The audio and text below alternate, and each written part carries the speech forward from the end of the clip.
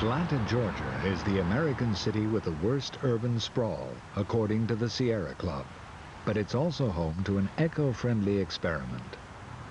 The throwaway economy is simply not viable over the long term.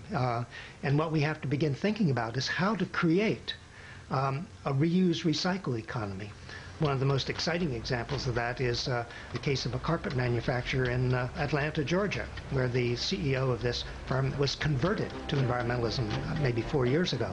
And he had the idea that instead of selling carpet, he would sell carpeting services. So he would contract with a corporation to do their offices or whatever, and to maintain the quality of carpeting for, say, a 10-year period. But when the carpeting wore out, it would go back to the factory. It would be melted down again, spun into new fiber, and would go back on the floor someplace. His goal, he says, is not to lose a single molecule of carpeting material.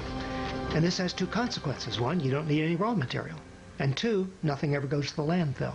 That's the way we have to begin thinking, and I cite that because it didn't come from environmentalists like me. It came from the CEO of a major corporation that's marketing carpeting worldwide. First of all, our customers were asking us, what's your company doing for the environment?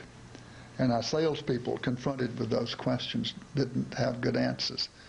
So they asked the manufacturing people, who asked the research people, and none of us had good answers. So the research people decided to convene a meeting, a new task force, and they brought people from all of our subsidiaries around the world to come together to assess the company's worldwide environmental position. And they asked me to address this group, to give them an environmental vision.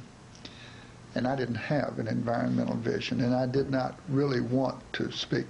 When I received Walt Hawkins' book, The Ecology of Commerce, and I was hardly a third of the way through the book before it became a spear in the chest, a very powerful, convicting, epiphanal experience for me. And I was convicted as a plunderer of the earth. And I knew at once that industrialism as we know it is wrong and really must be changed, because we are plundering the earth, and my company was part of the problem. This carpet is made completely from natural materials, and since no artificial chemicals are used, even if the carpet's finally thrown away, it will have a minimal effect on the environment. Traditional materials like hemp, wool, and plant fibers have mostly replaced artificial textiles like nylon. The emphasis is on recycling, even when man-made substances are used. 6 years after the company's new initiative began, it has lowered its use of resources by 41%.